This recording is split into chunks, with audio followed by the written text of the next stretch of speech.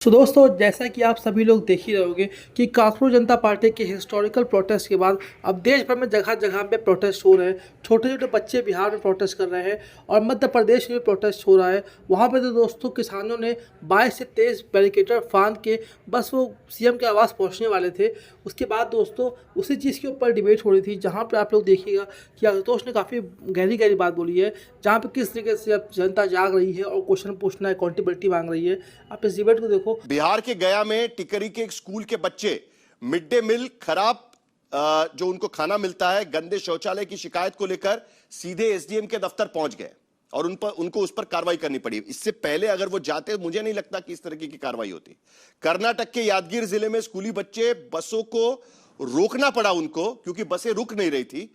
Highway block किया, उसके बाद बसों का रुकना शुरू हो गया।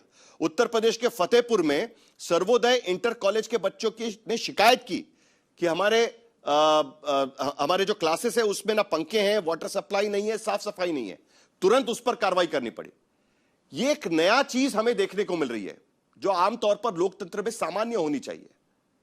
बच्चे निकल रहे हैं, पॉलिटिक्स अलग है और यहां पर सियासत तो चलती रहेगी लेकिन पॉलिटिक्स अलग है। लेकिन एक नया नवनिर्माण दिख रहा है। ये तस्वीरें हम आपको दिखा रहे हैं, स्कूली बच्चे वहां पर प्रोटेस्ट करते हुए। देखिए साहिल, पायलट गन चली नहीं, पेपर लीक हुआ नहीं, तो पता नहीं छात्र क्यों आंदोलन करे, तो मुझे तो मालूम नहीं। आपको याद है ना, धर्मेंद्र प्रधान ने शुरू में कहा था पेपर लीक तो हुआ नहीं, और अभी कहा गया कि पायलट गन चला नहीं। तो जो पायलट गन से जिन बच्चों की आंखें जा रही हैं या जिनको चोट लग रही है या जिनके बारे में आरएएफ खुद अपनी इंटरनल मीटिंग में मान चुका है, और साथ ही साथ दिल्ली पुलिस की जो डीडी डायरी है उसमें स्पष्ट तौर पर लिखा हुआ है 22 तारीख को रात को 1:26 पर कि पायलट गन चली थी। तो अब जब इस तरीके का नैरेटिव देश में बनाया जाएगा तो बच्चे तो नाराज होंगे क्योंकि उनकी जो जेन्युइन शिकायत है, उनकी जो जेन्युइन दिक्कतें हैं, अभी तक ये था कि डर का माहौल था। अब वो डर का माहौल खत्म हो गया है। अब लोगों को लगने लगा है कि भैया हमको अपनी बुनियादी जरूरतों के लिए हमें अब सड़क पर अगर नहीं उतरेंगे तो कहीं किसी तरीके का कोई न्याय नहीं मिलने वाला है। इसलिए ये बच्चे उतर रहे हैं। आपको याद होगा ना कि ये बच्चे तो कांग्रेस पार्टी के कहने पर आए नहीं, जो जंतर मंतर पे इकट्ठा हुए थे, और लाखों की संख्या में आए, लाखों की संख्या में। किसी पॉलिटिकल पार्टी में आज की तारीख में इतनी हिम्मत नहीं है, ना उनके पास इतनी संगठन की क्षमता है कि वो इतने बड़े पैमाने पर छात्रों को किसी एक जगह इकट्ठा कर सके। ये एक सच्चाई है। तो अगर पार्टी और संगठन और सरकार अगर इस भावना को नहीं समझेगी, उसका तिरस्कार करने की कोशिश करेगी, बार बार ये कहेगी कि पायलट गन नहीं चला, पेपर लीक नहीं हुआ, और देश के जो गृह मंत्री हैं वो संसद से गायब रहेंगे, किसी तरीके की कोई जवाबदेही तय नहीं होगी, और जिस डीडी एंट्री में जिस डीसीपी का नाम है कि भाई उनके कहने पर हमने ये पायलट गन चलाई, वो कह रहा मैं तो वहां मौजूद ही नहीं था, तो कम से कम कहीं से तो ये स्पष्टता आए कि भाई इतने बड़े पैमाने पर बर्बरता क्यों बरती गई, किसके कहने पर बरती गई, कौन इसके लिए जिम्मेदार है, क्या कमिश्नर जिम्मेदार हैं, क्या गृह मंत्री जिम्मेदार हैं? कहीं कोई स्पष्टता ही नहीं है। जब स्पष्टता नहीं होती, जवाबदेही नहीं होती, तभी बच्चे सड़क पर उतरते हैं।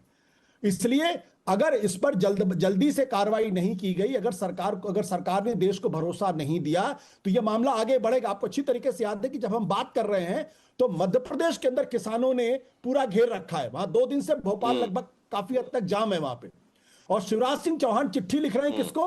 वहां के मुख्यमंत्री मोहन यादव जी को, कि भाई आप अपना काम नहीं कर रहे हैं। ये देश के कृषि मंत्री अपने ही राज्य के मुख्यमंत्री को चिट्ठी लिख रहे हैं, जो वहां खुद मुख्यमंत्री थे, और वो कह रहे हैं कि भाई आपने हमको नहीं दिया। यानी कांग्रेस और बीजेपी के बीच में अगर झगड़ा होता तो मैं समझ लेता, पूर्व मुख्यमंत्री जो उस केंद्रीय मंत्री हैं वो मोहन यादव जी को चिट्ठी लिख रहे हैं। तो यही ये प्रश्न सबसे बड़ा है कि लोकतंत्र के अंदर अगर जवाबदेही नहीं होगी, अगर जो जिम्मेदार पदों पर बैठे हुए हैं वो लोग स्पष्टता नहीं देंगे और वो अपनी जिम्मेदारी को नहीं लेंगे या जिम्मेदारी फिक्स नहीं करेंगे, तो लोगों का गुस्सा बढ़ेगा। यही गलती, बिल्कुल इसी तरीके की गलती 1974-75 में इंदिरा गांधी ने की थी।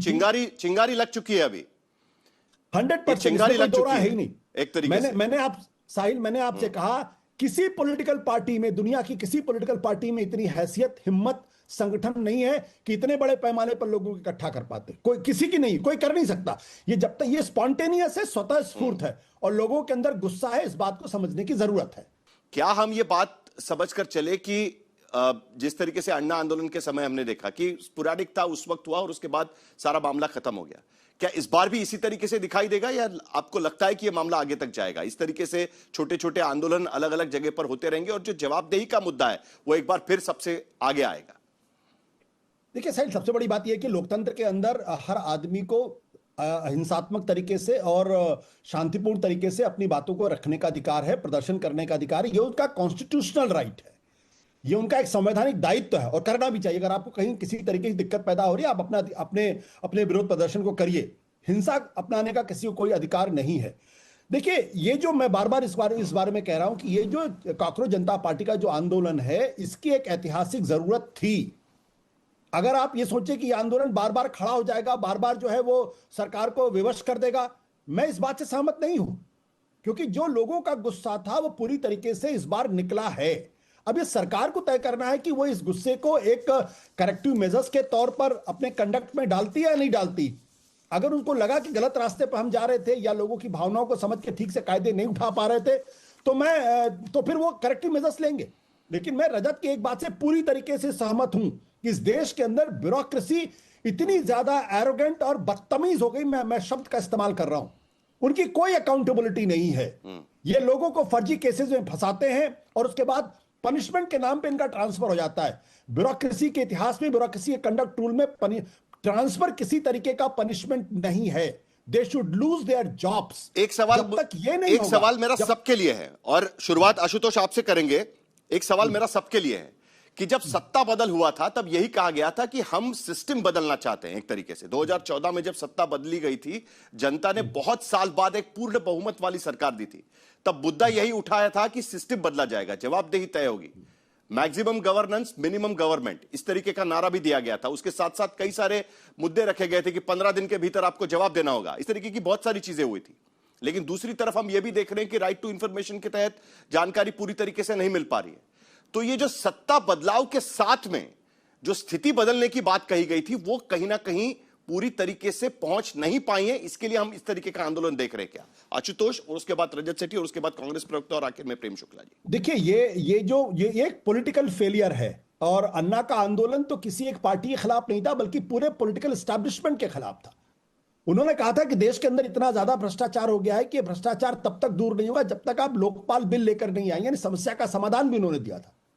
दिक्कत क्या है कि हमारे यहां जो पॉलिटिकल एस्टैब्लिशमेंट है वो अभी भी पुराने तरीके से काम करने की कोशिश कर रहा है और यही कारण है कि 2014 में लोगों ने कांग्रेस को बुरी तरीके से रिजेक्ट किया। कांग्रेस को जनता ने पनिश किया, सजा दी उनको, और लोगों को उम्मीद थी कि इस देश के अंदर नरेंद्र मोदी जी के आने के बाद से सत्ता का चरित्र बदलेगा। और मैं कहता हूं सत्ता का चरित्र भी बदला और ये जनता के द्वारा चुनी हुई सरकार है। विचारधारा के स्तर पर भले ही मेरा उससे मतभेद हो सकता है, लेकिन जनता के द्वारा चुनी हुई सरकार है और 2019 में भी जनता ने उनको दोबारा चुना है।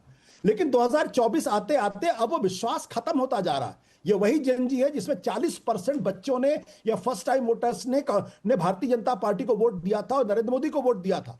यह महज इत्तेफाक नहीं है कि 2024 में इनकी सीटें घट के 240 पे आकर टिक गई और उसके बाद आप लगातार देखिए कहीं ना कहीं दिक्कतें पैदा हो रही हैं। और मैं फिर कहता हूं इस बारे में कि जितने बड़े पैमाने पर स्वतः स्फूर्ति आंदोलन हुआ है, यह सरकार के लिए आत्ममंथन का वक्त है और सोचने का वक्त है कि ब्यूरोक्रेसी के भरोसे सरकार नहीं चल सकती।